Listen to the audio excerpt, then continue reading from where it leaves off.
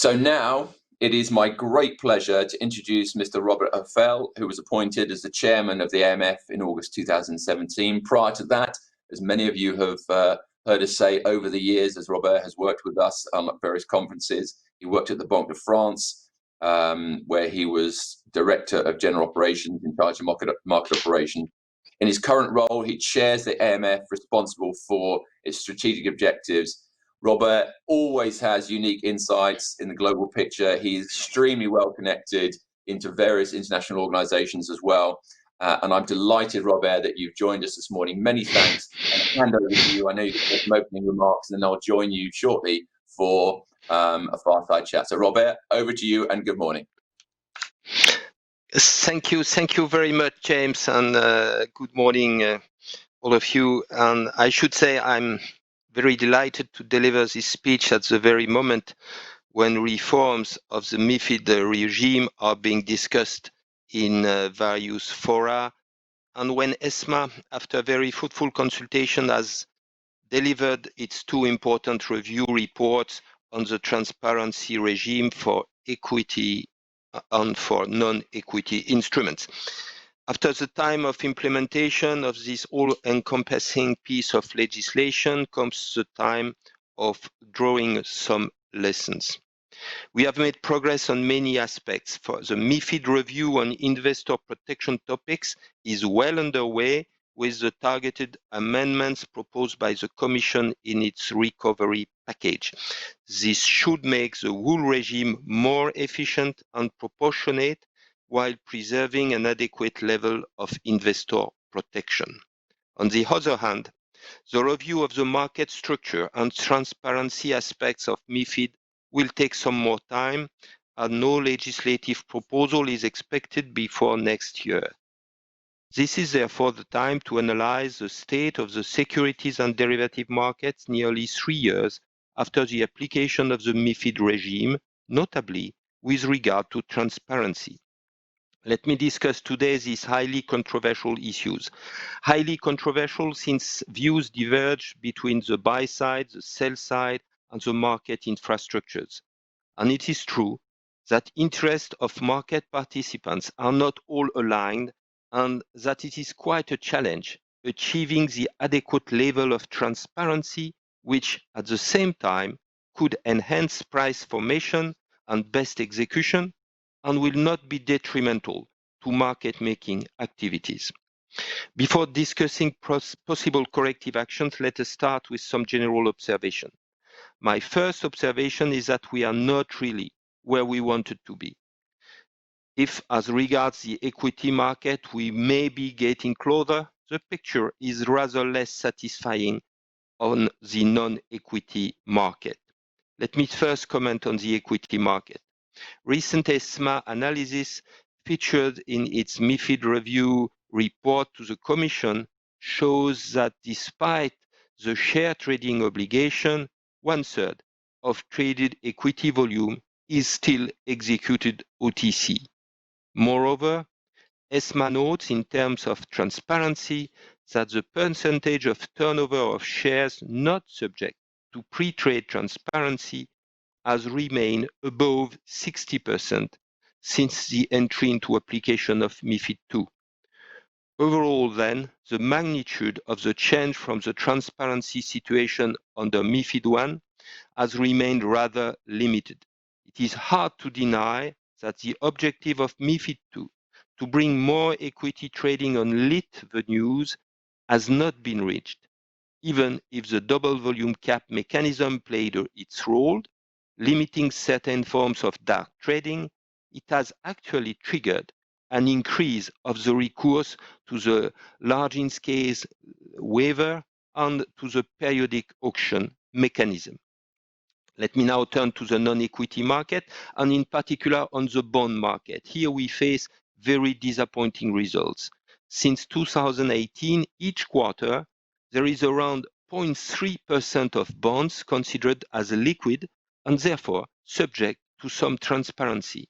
In a universe of more than 300,000 bonds, only around 600 were deemed to be liquid at the end of last year. Can we say that the regime is properly calibrated when it applies to such a small proportion of instruments? I don't think so. Of course, one can say it will gradually improve, but even in stage 2 of the liquidity phase-in approach, which has not yet been implemented by ESMA, the estimates are that it will still represent less than 0.5% of the total bond universe. This is deeply unsatisfactory. My second observation is that the transparency regime remains way too complex. In total, for the equity and non-equity markets, around 900 waivers have been submitted to ESMA under MiFID II. It undoubtedly questions the relevance of the transparency rules where such a high number of exceptions are granted. Not only the number of granted waivers is puzzling vis-à-vis the regime, but the types of derogations are sometimes overly complex. In particular, the fact that we currently allow trading venues to combine different waivers together is regrettable because it blurs the line between what should be counted under the DVC and what should not. Another example is the introduction of different waiver thresholds depending on the trading systems, like the size specific to the instruments, the notorious SSTI for RFQ or voice systems. This leads to excessive complexity and a lack of harmonization. Of course, we are not questioning the fact that some trading system may need a different calibration, but currently, each trading system can benefit from a different type of waivers. As regards the post-trade transparency obligation for non-equity instruments, the complexity is at its highest. First, the type of transactions that may benefit from a deferral is very much left to the discretion of national competent authorities, be it for illiquid instruments for large in-scale transactions or for SSTI. Then, on top of that, the length of time by which the publication of prices and volumes may be deferred is also open to different options. All this is clearly suboptimal as we end up with disparate practices across Europe. Finally, despite the invitation of the regulation, no project has been developed to propose a consolidated tape, neither for equity nor for bonds, to say nothing of the cost of access to transparency data. We have a labyrinthine system with a strong technical rationale for each and every detail, but with a very poor global outcome. There is obviously room for improvement. When you are trying to elaborate some corrective actions in the transparency domain, you have first to answer a very basic question. What would be the downsides of a full pre- and post-trade transparency? Basically, you will always have the same rationale. Announcing publicly a large buying or selling interest in a financial instrument, especially if it is illiquid, would be detrimental to the market participant.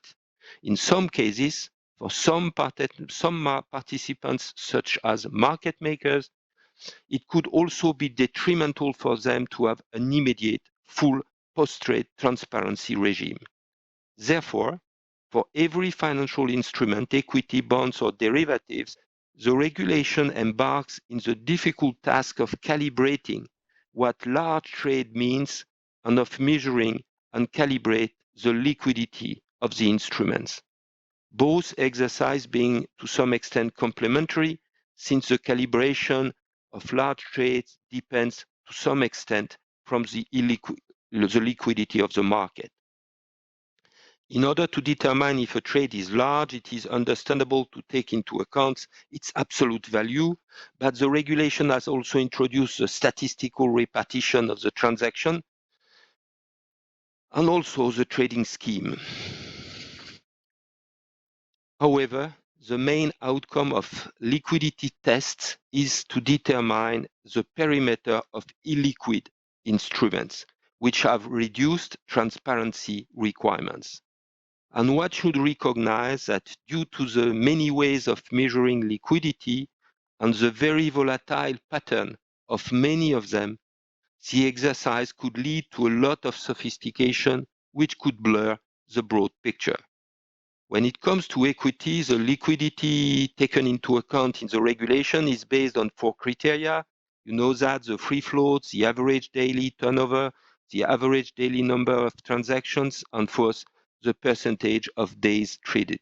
For bonds, it refers on top of the size of the issuance, which is used for the first 3 months of the bond issuance, to only 3 criteria: the average daily turnover, the average daily number of trades, and the percentage of days traded. At the end of the day, we have 150 pages of delegated regulations for the 2 RTSs dealing with these issues. I should admit that my natural inclination is to favor a drastic simplification. Regarding shares, the idea could be to just keep waivers for large in scale order management facility and negotiated trades allowing for the execution of technical trades. And in parallel, one would limit to list trades the recourse to systematic internalizers when it comes to the trading obligation. In such a framework, the double volume cap would obviously be suppressed, since without any application. As you may have seen, the ESMA recommendations are more balanced, but still ambitious. ESMA proposes to keep almost all waivers as they are, including the possible combination, just adding a threshold to the reference price waiver, this threshold being obviously lower than the list threshold. If you keep all these waivers, the volume cap is still relevant, and ESMA proposes 3 small but very welcome adjustments in such a context. First, deleting the venue 4% threshold, and second, reducing the AU threshold from 8 to 7%, and third, expanding the perimeter of liquid shares that are targeted by the cap by focusing only on the average daily turnover and the average daily number of transactions, therefore abandoning the free float and the existence of trades on a daily basis. As regards the non-equity market, you could imagine that my simplification mood would have a similar outcome, just keeping a recalibrated lease waiver and abandoning the liquidity approach and the SSTI concept. For post-trade transparency purpose, real-time transparency would be requested, allowing a deferral on volume only for transactions above the recalibrated lease threshold. Here again, the ESMA recommendations are more prudent regarding the liquidity criteria, proposing to further elaborate on 3 options on top of the radical solution already mentioned: the acceleration of the current stage approach, jumping directly to stage 4, and the simplified option, COFIA-like, could be contemplated and further fine-tuned. Enhanced transparency usefulness would be magnified by consolidated tapes. We should focus our efforts on the building up of such tapes, first for equity and then for bonds. I do believe that, as demonstrated by the US example, they would be key in order to have an efficient EU-wide market. As highlighted by the European Commission in its February consultation on MiFID II review, the EU has a competitive trading environment, but investors and their intermediaries often lack of a consolidated view of where financial instruments are traded, how much is traded, and at what price. This is why the possibility to build up an EU consolidated tape is now one of the concrete goals announced by the Commission in its CMU action plan. We are particularly happy at the IMF to see that the Commission has put it on top of its list of priorities, despite the fact that the subject had failed to gain sufficient traction among the high-level forum earlier this year. The consolidated tape that is envisaged in MiFID II text has so far not emerged. However, we are convinced it can be a useful tool for European markets, all the more so considering the highly fragmented nature. For this consolidated view of the market to be beneficial, the quality of data is very key. Improving the transparency regime will certainly help in ensuring that the potential console tape provides a consolidated view which is needed. Building up such a console tape will certainly necessitate to progress step by step with strong governance arrangements that ensures a collaboration of representatives from all stakeholders. As a first step, the console tape could provide consolidated post-trade transparency for equity instruments. This will allow to operationalize the system on a subset of instruments while still providing very meaningful information. Once operational, this could be extended to bonds and then to other types of instruments.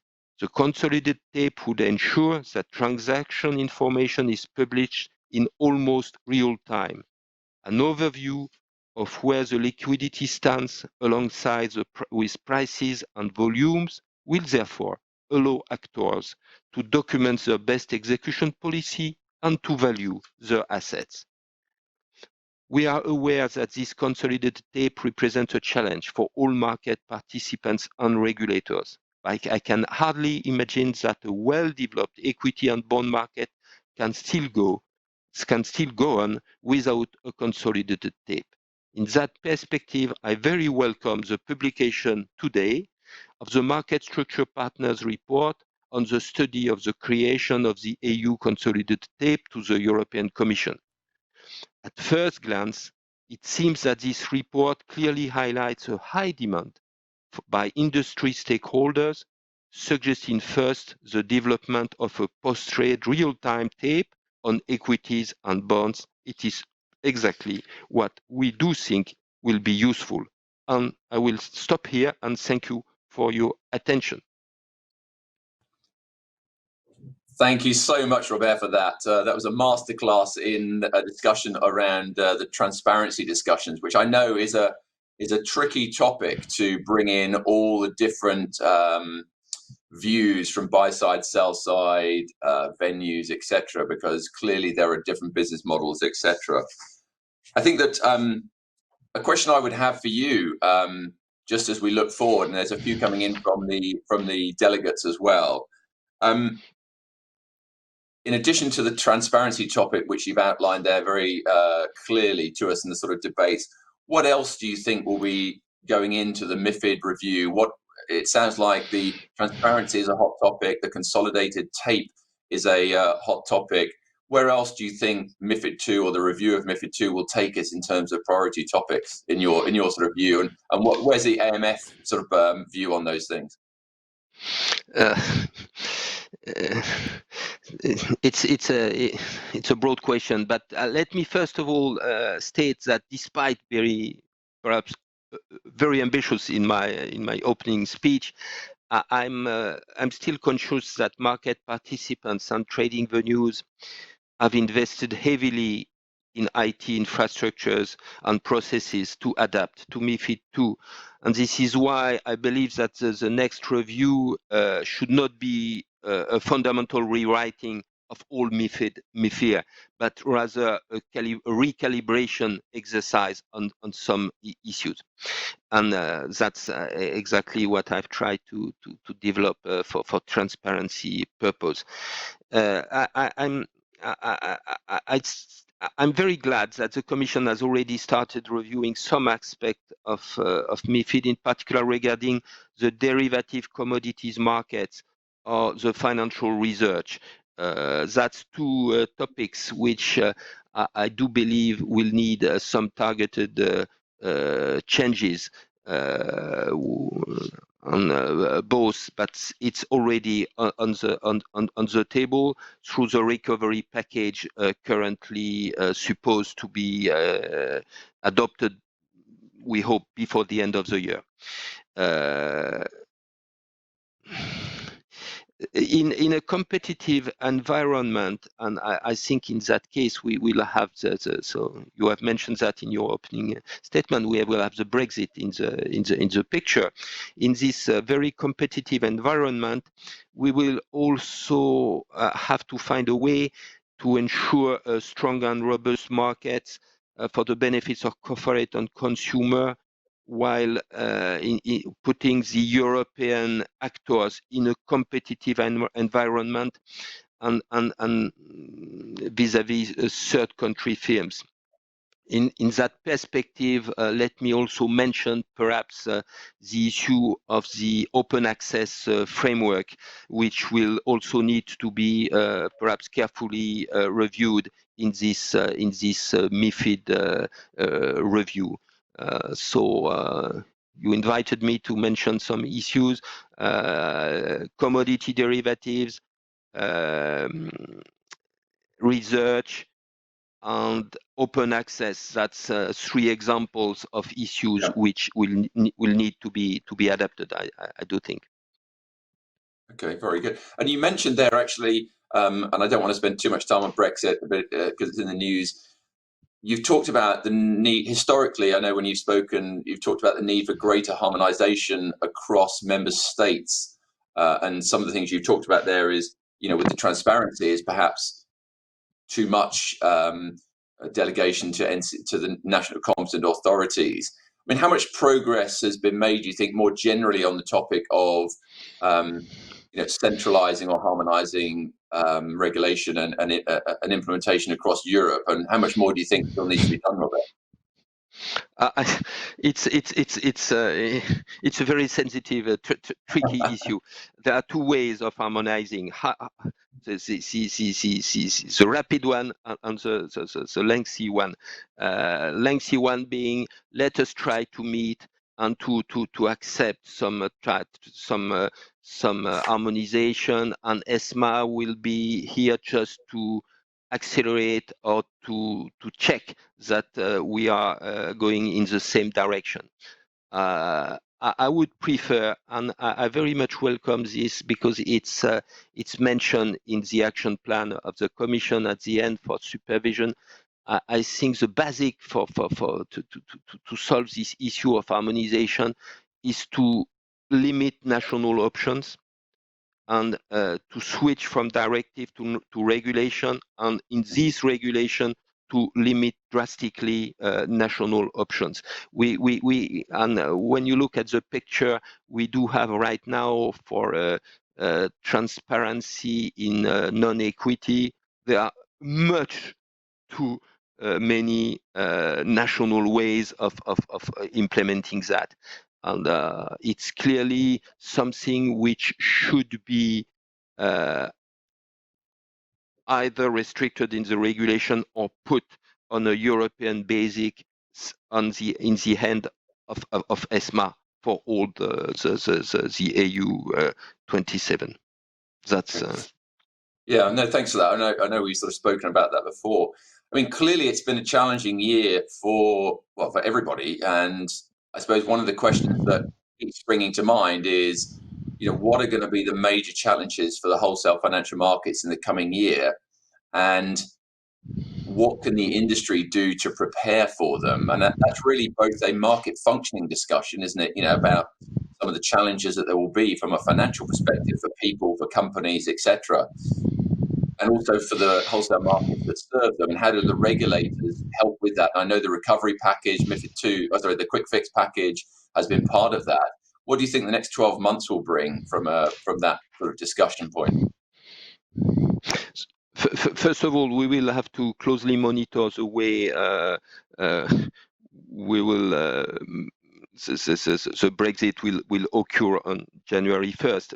I think we have taken all the decision necessary to avoid any cliff effect, and especially that for central clearing. But nevertheless, I think we will have to closely monitor what will happen, and especially if there will be a move of trades inside this Europe broadly in a broad sense, and because basically wholesale markets are worldwide markets. And it's very important that we keep this global approach, even if we very understandably will have to foster the competitiveness of EU 27 market participants. But having this swift connection with the worldwide wholesale market is absolutely key, and we will have to monitor very closely what will happen in the next, let's say, next quarters. Yeah. And then from your perspective, one of the things that we've been talking about and has sort of come up the agenda again is the CMU action plan. You've sort of talked about the need for a combined or a more joined up Europe, perhaps, from a regulatory point of view. CMU underpins much of that as well. Is that something that you have views on, some of the critical parts of the CMU package? Is that do you have thoughts around that? I see. Let me just state that this CMU package is very ambitious, both for the perimeter and the issues which are tackled within this package, and also with the timetable of implementation which is annexed to this action plan. And it's a global. What is very important to have it's a global approach. It's not a piecemeal approach, this action plan, and you should try to implement all of the package, not part of it. And with it's ambitious, and the timetable which is contemplated is very ambitious, but it's in the end of the council, basically, to clearly switch from general backing of the union to specific actions which are there, and I do think that they are the right actions to be implemented. And as you have mentioned, next year will be key, because if you look at this timetable of the action plans, most of the actions will largely be either in the pipe or almost completed at the end of next year, which would be very welcome for this project of Capital Markets Union. Yes, and we're very supportive of that, and I think it clearly has huge implications. Just while I keep you for 1 minute, Robert, a quick question, so you don't have to answer too much, is thoughts on the impact of new technology entrance into the wholesale markets. I mean, clearly CMU has a digital action plan as well. Are you positive on the new entrants, the new technologies? Do you have worries, concerns around some of it as well? Just to finish off on. No, we have no choice. It's there now, and we have to embark in this. I don't know if it's a revolution, but it's in the integration of these new technologies. It could first it could foster the union, limit the fragmentation, just by the technologies which will be implemented. And it was very welcome to have at the very same time by the Commission releasing both the CMU action plan and the digital action plan, which are actually very well connected, especially for, I should say, for all market infrastructures and post-trade operations, where we do see that there are a lot of progress to be made, and which will limit the fragmentation and reduce the cost of all the market operations themselves. So we are very supportive to this evolution. Robert, thank you for that. And we are supportive of the Digital Action Plan of CMU. We always welcome your time and your insights onto these. The virtual setting hasn't taken anything away from the power of your presence and your ability to present these issues, for which we are very grateful. And we now have a networking break, and I would like to thank you for your time as always, and wish you a pleasant day in Paris, I'm assuming, and we'll see you soon. We will try. We will try. Thank you, James, and have a very good conference, all of you. Bye-bye. Thanks, Robert. Bye for now then. Thanks a lot.